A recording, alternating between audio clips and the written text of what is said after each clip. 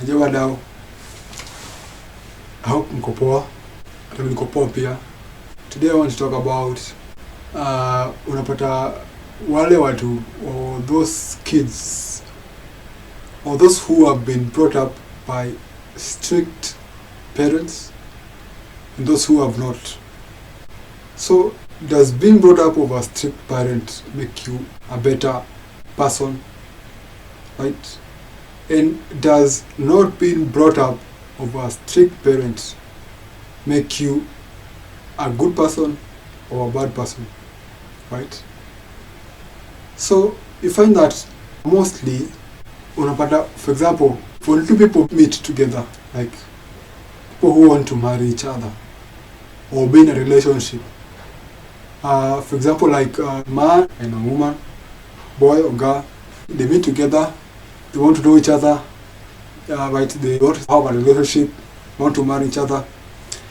But what is key in the lives of these two people is how they were brought up.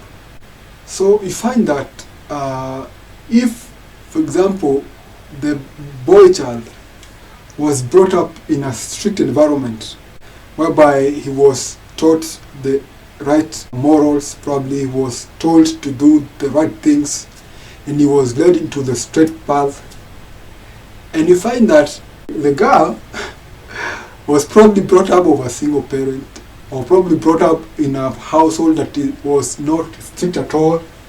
Probably there were no policies in that household, or there was no strictness, or she was not like corrected in any way. She was left to her own devices. Hey, goodness gracious, hapo mtatoboa. Unaona wakiwezana kweli bwana. Right, like unajua wahenga walisema mkunje samaki angali mbichi.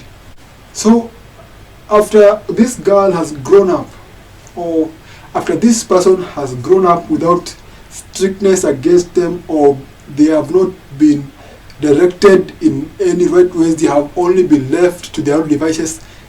Certainly, probably they were the ones who made their own choices as they grew up, right? No supervision against them. Probably they were the ones who were saying in the household, au ndio kusema huko, yani hakuna hata kiboko, yani sasa unataka kuniambia wewe utamkunja. So you want to tell me that when you marry that person that there's going to be a miracle, or about ezana naye wewe, yani wewe mwenye ulikunjwa sawa sawa, yani umekunjwa sawa sawa, yani mzazi wako amekuwa ndama bamba tu bamba, yani ako hapa hadi wakati bado amekuwa ndama, yani umekunjwa sawa sawa, alafu unapatana na mwingine hapo hajui hiyo ni kama nini, hajui ni mnyama mgani, wala anaishi msituni myupi, unajua, yani ama kaunti gani. Huyu ni mtu yule ambaye hajakuwa na maadili, yani hajafunzwa maadili, yani amefunzwa tu kama ameachiliwa, yani she or he or probably that person has been left to their own devices. It is very grievous or gruesome, I don't know. It is very grievous. More so particularly those who have been brought up by single, okay, maybe not single fathers, but single mothers. You know, like most of them are just left to their own devices, right? Because also most often you find that also their mothers, njia nyapitia si njia as in probably vile wanapata hao watoto, it's a lawlessness way, yani wamepata hao watoto kwa njia tu zingine tu. So see, so you cannot be expecting them to be any stricter to their children ilhali wao wenyewe hawajafuata masharti ama maadili, si ndio? So we find that these children that they are raising, they most often are just left to their own devices. There's no father to correct these children or to show these children the way, or to be strict to them, to like mend the way of straightness upon them. So they have grown up with their own devices, and they become people who are like used to being free-minded and being, how do you say, free of expression. They don't know a submission because they have not been taught these things. They don't know anything about authority. Yani hawajui kitu kama ati kuna authority inaweza inuka juu yao, ama kuna mtu anaweza waambia asifanye kitu fulani. Ati kama mtu anaweza waambia afanye kitu ama wasifanye, au wanaweza kufanya tu kila wanataka kufanya, wakitaka kuenda, wakitaka kutoka, wakitaka kwenda kunywa pombe huko, yani wakitaka kulala na mambo mengine, yani haoni kama kuna jambo kubwa kufanya tabashati, because they have been brought up without rules, right? Or without any strictness.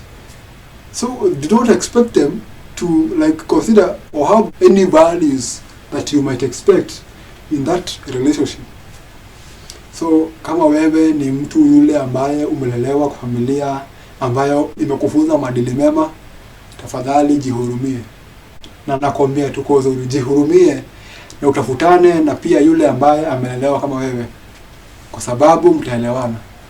Kwa sababu hakutakuwa na mizozo mingi ambayo wewe kama yule ambaye umekunjwa sawa sawa utashindwa hizo vita. Kwa sababu umekunjwa sawa sawa. Hiyo mambo sijui kama utawezana nayo. So kama wewe umelewa vizuri, kama wewe umekuzwa kwa maadili mema, tafadhali usijitese bure. Tafadhali tafutana na yule ambaye mnafanana.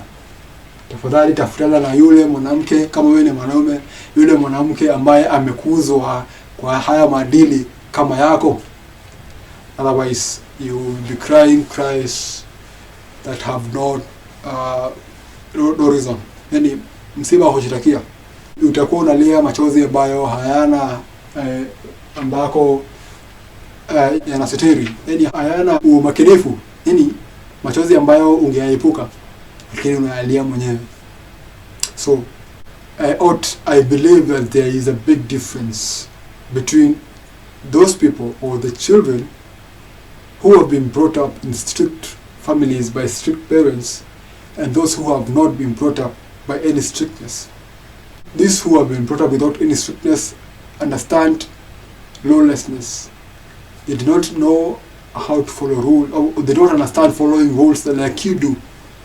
They do not understand being faithful and devoted and being loyal like you do. To them, lawlessness and unfaithfulness is like a normal thing. They don't see any big thing there. Haoni kama kuna kubwa ani kupotoka, because that's how they have been brought up. So if you're there and you're looking for someone to be in a relationship with, someone to love, let me laugh about that. But anyway, if you're looking for someone, please have mercy on yourself, have pity on yourself, and look for someone who has been brought up in a similar way like you. Anyhow, wadau, mpaka hiyo siku nyingine. Until next time, peace.